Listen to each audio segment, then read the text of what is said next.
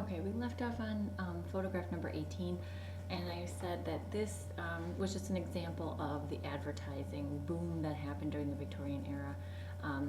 Advertising did not really exist as we know it until then, but then once it started, it's very much similar to what we know now. These are signs being put up on the side of a building, and there were ads in newspapers.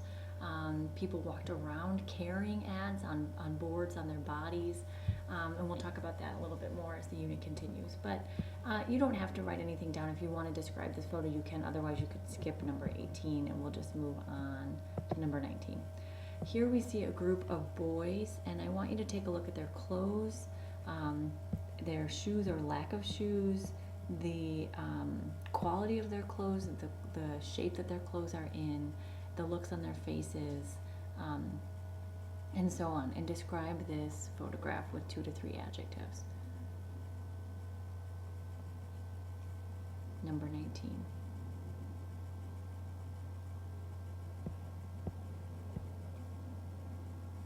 As soon as you're ready, take a look at number 20. Similar sort of photos here. Here's a little boy, again, probably would be referred to in the Victorian era as a street urchin. He might have been an orphan or just very poor, and possibly homeless, or maybe living in an orphanage or that sort of thing. Again, look at his clothes, look at how dirty he is, look at his hair, look how dirty his hair is, how dirty his clothes are. And this little boy is selling something out of a box here. They could be matches, they could be, I'm not quite sure what they are. And then there's a description, an excerpt from Oliver Twist underneath that, because Oliver Twist, one of Dickens's most famous characters, was an orphan as well, and probably looked something like this, how Dickens would have described him, looked a lot like one of these little boys. So describe then before we move on to 21. Here we see a picture of Covent Garden.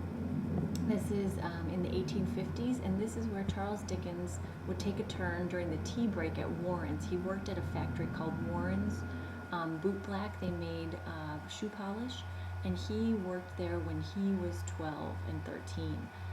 He was forced to go to work there, and it was really a miserable place to work, and you'll read more about that. But when he had a break from Warren's, and he had a very small break each day to have tea and have a little snack, he would walk or just stand around Covent Garden. And this is a picture of men bringing their plants, their vegetables, their goods to Covent Garden to sell.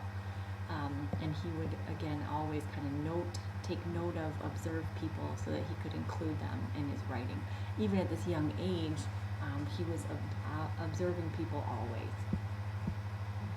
So describe these men, describe their baskets, what they're doing, the load that they have, and so on.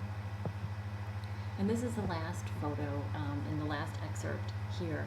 Look at these 3 little kids. Look at their clothes, look at their feet, and look at what they're looking at. This looks almost like a toy shop window.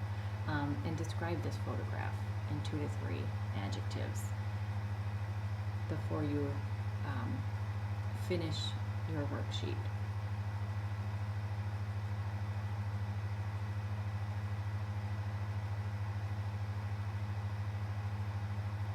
Once you've described this photograph, look over the entire handout and make sure that you have something written down to each blank, except the one that I said you could skip if you'd like.